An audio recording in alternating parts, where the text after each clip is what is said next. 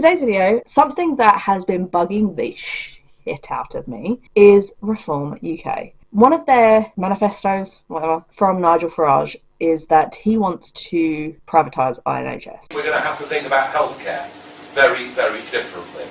And I think we're going to have to move to an insurance-based system of healthcare. I would feel more comfortable that my money would return value if I was able to do that through the marketplace of an insurance company than just us trustingly giving 100 billion a year to central government. If you don't know what the NHS is a tax-funded, what would it be called? It is a government-funded healthcare system providing comprehensive medical care that's free at the point of use. So that means that you pay into the government, and the government funds hospitals, GPs, our general practitioners, doctors. It pays for our nurses, like cancer treatments. You never, ever get a single bill from the NHS. It just doesn't happen. You don't get it for ambulances. Whereas in America, for example, I know that there have been cases of people saying that they will get a cab instead of an ambulance to go to the hospital, whether it's if they're pregnant or if there's just something, wrong. They're having even like a heart attack or something. And that is because it can cost between $1,200 and $2,100. That is insane. And there is a channel on TikTok that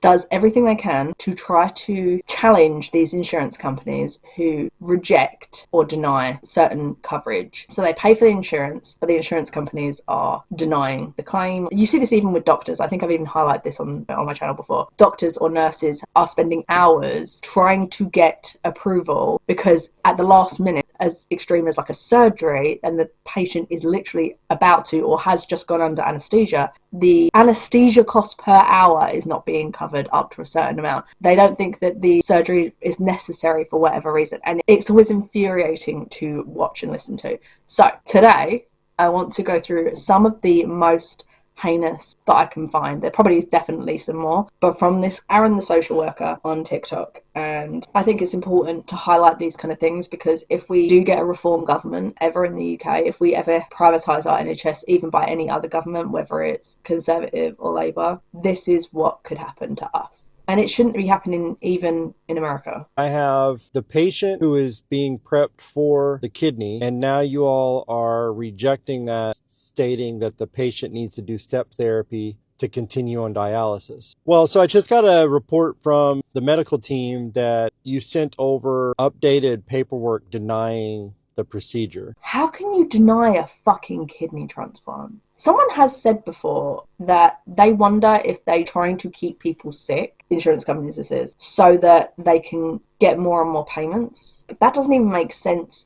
even if that were true, because in the long run, you get more payments if the person's healthy and paying more for their insurance over a longer period of time, right? And then I have the live donor who's being prepped for the donation. So this is the thing. Do you know how hard it is in general to get transplants? You're high up on the list, and there is your blood type and all that sort of stuff. And the fact that this transplant is available and the insurance company are the ones denying it, for what reason? You understand the reason that we submitted for the kidney transplant is renal function is exhausted. This patient is going to die without this kidney transplant. And this is something that happens quite a lot, is that he's actually had to phone up an insurance company and say, because of what you denied, this patient died. One of those, I think one of them was an epinephrine pen that they refused to pay for one, and the patient could not afford one themselves, in which case they died. There's been another one where they were refused mental health treatment and they committed suicide. Time has run out. We do not have any more time to wait for anything. And I, quite frankly, suggesting that this patient continue on dialysis for any amount of time when we have a live donor, everything is prepped, everything is ready. I need to fast track this appeal up to your medical director. I don't understand how you would send this over. I'd love to know. Doctors have asked this before. They've asked, okay, so that somebody in the chain has denied this claim or denied this surgery or whatever it was. What are their credentials? And I genuinely don't for a second believe any of these so-called doctors have ever worked on a patient. And I think that that is the bare minimum that these people who are denying claims should be. Someone who has been in the health insurance industry as well, by the way, has turned around and said they're meant to deny claims at least 3 times or something before they push it through. There's certain people that aren't going to have the time. And even so, that is terrible. Someone has paid you money. Like, insurance is not cheap in America. Before everything is inflating this year, it was already something stupid like $700 a month for some people and even more for others, and even then they weren't covering shit. And then now it's gone up like something like 300%. Some people's is now like between 1,500 to over 2,000 a month. Who the fuck can pay that? They can't. People are having to cancel insurance and go without just to make ends meet. What's that going to do? When they go into a hospital and they can't pay, because understandably they can't, more and more money is going to go on the hospital, which is not then paid by the government like it is with our NHS. And because of that, hospitals will start shutting down because they're going to go bankrupt. This is not a standard of care, particularly for somebody that's in this level of renal failure. Oh my God, they denied an ambulance for a patient. This is Aaron from Social Work. This is in reference to claim his aorta was actively failing. Collapse at home, severe abdominal pain, hypotensive, internal bleeding. Honestly, what would it take? I will say there are certain times in the UK where people take ambulances and it's just like, really? And they literally act almost like it's a taxi for them. It's insane. But there are obviously cases like this. In a lot of cases, most people are not phoning an ambulance for like a cut on their finger, which also I have seen. Like, there was a guy who turned around and phoned his girlfriend and was like, oh my God, I've cut my finger. Like, I'm bleeding so badly. I've had to run to A&E. Can you come and sit with me or whatever? So she runs to A&E, and I'm not joking. It's like the tiniest little cut. And he wasted A&E's time for that. So there are definitely time wasters. This is not one of them. When the paramedics arrived, they stabilized him, transported him code. As soon as they hit the ER, he was evaluated and he was in surgery, I think within 10 to 15 minutes. You'd be able to verify that. That's how bad it is. The fact they were immediately in surgery just proves how bad that was. And they're denying covering for the fucking ambulance. They went straight to the OR. Right. You're saying that the ambulance was not medically necessary, and you suggested that the patient take alternative transport. However, he was actively having an abdominal aortic aneurysm, meaning that his aorta was dissecting. So your position is that the patient either should have driven himself or waited for somebody else to take him, even though his blood pressure was crashing. It didn't matter. That's what you're saying. Even someone in this comment section said it's cheaper to take an Uber. And this is the thing. The reason you take an ambulance is because you have medical help as you are being transported. This is one of those situations where you needed a fucking ambulance. And even if you didn't need an ambulance for that, he wouldn't have been in a position to be able to drive himself anyway because he was in such critical condition. You paid for the surgery. You paid for ICU. You paid for everything around it. I'm not understanding why you are arguing that the ambulance wasn't medically necessary. So they're saying that clearly it was a necessary thing because they're paying for all of the costs,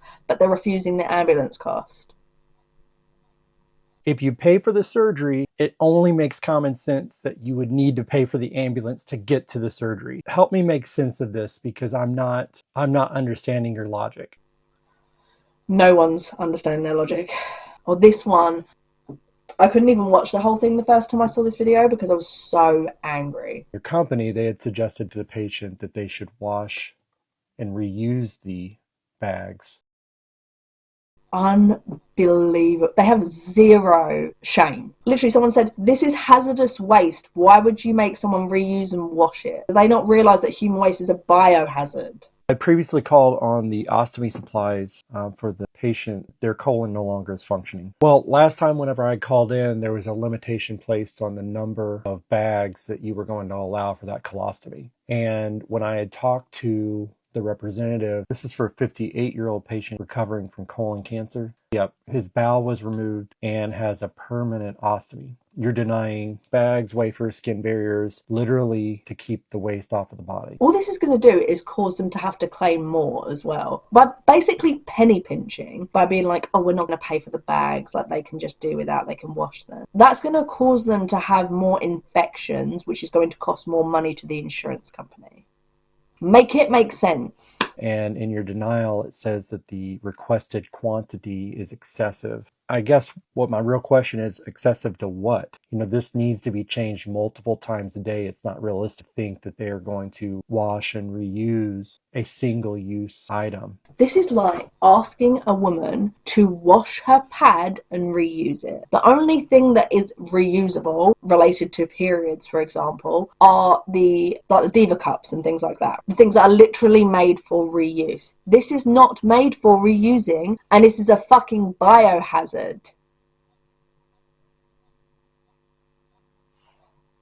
How do these people sleep at night? The surgeon, oncology team, everyone, it's not a matter of medical necessity. We've provided all of that back to your company. This patient has frequent leaks, skin breakdowns, and the supplies that were ordered are the supplies that are needed. You're continuing to suggest that this patient reuse a single-use item. I hate that as well. Like, he's literally so unwell he needs colostomy bags. Therefore, he is not working, but they expect him to pay out of pocket for this stuff. Someone, whether it's like the government or whatever, pays for your fucking insurance company. Take care of these people. They're human lives. He can't work. How is he going to come out of pocket for supply he can't afford? Yes, we're going to continue to escalate this. I'd like your medical director's name, the denial rationale in writing, and I want you to acknowledge that for this claim 2086 that you are denying medically necessary ostomy supplies to a cancer survivor. Wow. I don't know if you can hear my neighbour playing on his guitar. Oh, this is insane. This particular patient passed away on November 27th. Explain to me why there's a charge for a therapeutic bed turn of $180 administered on the 28th. Well, she passed away the day prior. They're billing the family after the person's passed away for changing what? The bed sheets? What a fucking con. Are you billing for a sponge bath after? I mean, she was already passed away. And then there's a $350 resuscitation fee. She had a DNR that was very clearly indicated nothing was done to resuscitate her. Even so, though, you're charging, what, $350 for trying to save a person's life? There's a $650 facility fee for the emergency room, but she was pronounced on the floor. So you're charging the family. I'm not understanding what a $650 facility fee is. She's already got these charges that are built into everything else. What a fucking con. They're charging for CPR on a DNR patient. Surely there's some liability there. This stuff makes me so sad that they ever change it after talking to you. While they will fight you every way possible, you absolutely can get charges taken off. Though sometimes they want to fight and try to recode them as something else. Coming from someone who's dealt with billing and fought both for myself and others on this crap. Okay, so this one is the one that went pretty viral. And it was from it was from early this year, fuck. You denied a $539 inhaler. A 22-year-old had to choose rent.